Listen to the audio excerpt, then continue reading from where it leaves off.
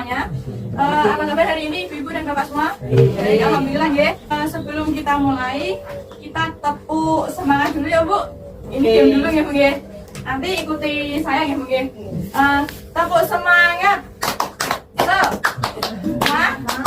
Semangat. Gitu ya Bu ya.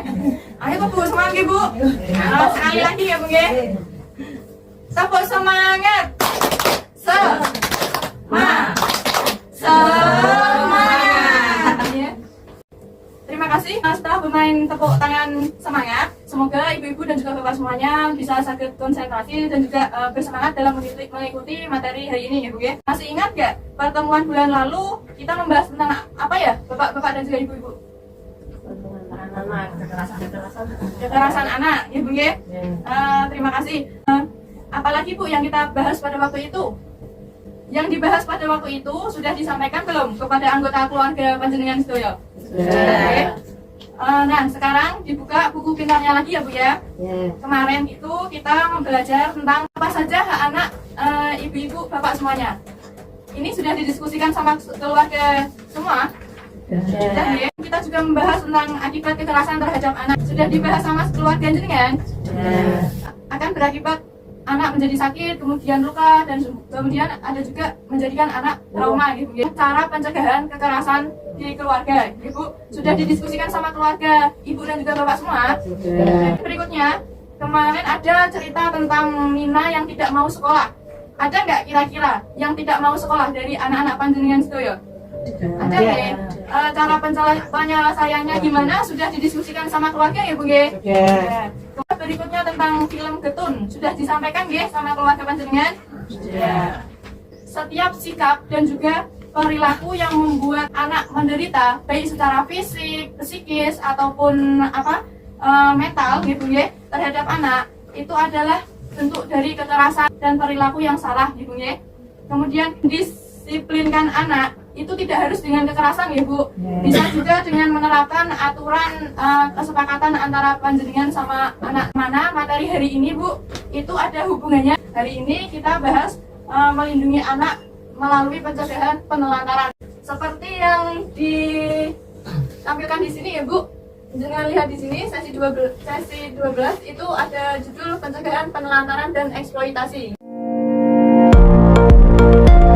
Apakah ibu-ibu dan bapak semua mengetahui apa itu penelantaran? Apakah ibu-ibu mengetahui tentang penelantaran itu apa?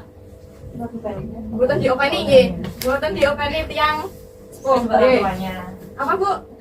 Kedua orang tua. Kemudian tidak diurus, tidak diperhatikan ya? Oke Bu, sekarang kita buka buku pintar lembar kerja 12. Coba Bu, saya minta dibaca ya, perwakilan satu orang. Dibaca dengan keras ya Bu, biar yang lain itu ikut mendengarkan ya, dan juga menyimak bersama. Kisah Tasripin, bocah 12 tahun yang harus menghidupi ketiga adiknya.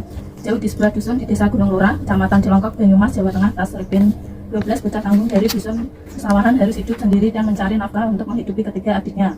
Dendi 9 tahun, Rianti 7 tahun, dan Dario 5 tahun. Tasripin harus bekerja di sawah agar adik-adiknya tetap bisa makan. Di rumah bilik kayu dengan luas 5x7 meter persegi dengan satu ruang kamar luas 3x3 meter persegi dan sebuah dapur dengan tungku kayu bakar serta isi perabotan yang sangat sederhana dan hanya terdapat 2 buah kursi panjang dan 1 meja beralaskan lantai semen yang sudah pecah.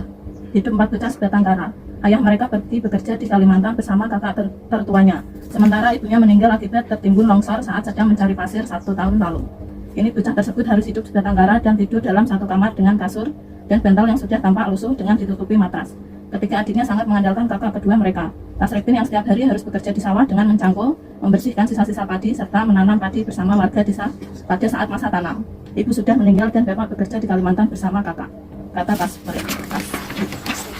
Hampir setiap hari Tasripin mesti pergi ke sawah untuk mencari uang demi menghidupi ketiga adiknya. Para tetangga sekitar yang simpati dengan keadaan Tasripin pun kadang sering membantu memberikan nasi maupun lauk pauk bagi bocah-bocah tersebut. Tak jarang mereka hanya makan dengan nasi seadanya namun tanpa nikmat. Kalau berangkat ke sawah jam 7 pagi dan pulang jam 12 siang, kadang sehari dapat 30-40 ribu sehari. Itu beli beras dan sayur, sisanya untuk jajan adik. Jelas bocah yang telah putus sekolah itu pagi sebelum dia berangkat ke sawah. Tasripin harus memasak nasi dan sayur untuk adik-adiknya. Selain memasak, dia juga harus mencuci pakaian, menyapu, serta memandikan adik-adiknya. Tapi bukan hanya sekedar memandikan dan memberikan makan untuk adik-adiknya. Dia pun bertanggung jawab terhadap akhlak adik-adiknya dengan mengajak adik-adiknya sholat dan mengaji di musola depan rumahnya. Oke, terima kasih Bu. Dengan cerita ini tadi, saya mau ke ibu-ibu semua. Apa saja Bu pekerjaan dan juga tanggung jawab yang dilakukan oleh Tasripin dan juga kepada adik-adiknya? Apa tadi Bu? Tanggung jawab yaitu mencari nafkah, Gimana? bekerja, Bu, bekerja di sawah, bekerja di sawah. Bekerja di sawah, ye. Kemudian ada lagi Bu yang dilakukan Tasripin, apa saja pekerjaan?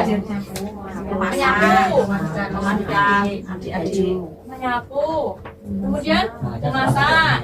memasak dulu, memasak, Ye. Kemudian ada lagi sholat, ajak sholat, ye. sholat dan ngaji, Belajar agama ya Bu, ye. Ye. Ada lagi Bu pekerjaan yang dilakukan Tasripin? Mencuci pakaian. Pekerjaan yang semua ini, pekerjaan di sawah, menyapu, itu apakah layak dilakukan oleh Tasripin Bu? Tidak. Tidak, ya Bu, ye.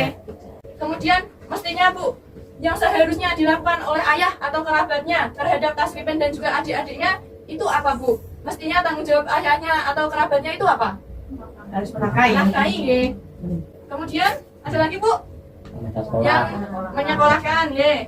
Tapi pada kenyataannya ayahnya Tasripin ini tidak melakukan apa yang seharusnya dilakukan, ya Bu, ye.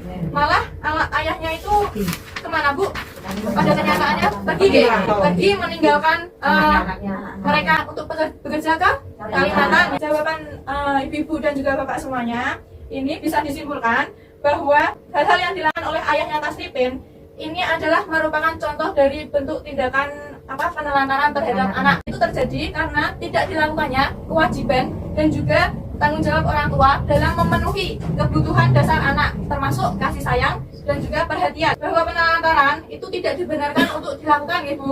Kewajiban dan juga tanggung jawab orang tua dalam memenuhi kebutuhan dasar, termasuk juga kasih sayang dan perhatian, itu yang seharusnya dilakukan oleh orang tua. Ini ya Bu, ya. Jadi yang dinamakan penelantaran itu tidak dilakukan kewajiban dan juga tanggung jawab orang tua atau pengasuh dalam memenuhi kebutuhan dasar anak, baik fisik, psikis, rohani maupun sosial, gitu ya. Terus anak yang terlantar adalah anak yang karena suatu sebab orang tuanya itu melalaikan kewajibannya sehingga kebutuhan anak tidak dapat terpenuhi dengan wajar, baik secara rohani, jasmani maupun sosial. Terdapat Undang-Undang Pasal 1 Ayat 4 tahun 1979. Sampai sini paham ya Bu ya? paham.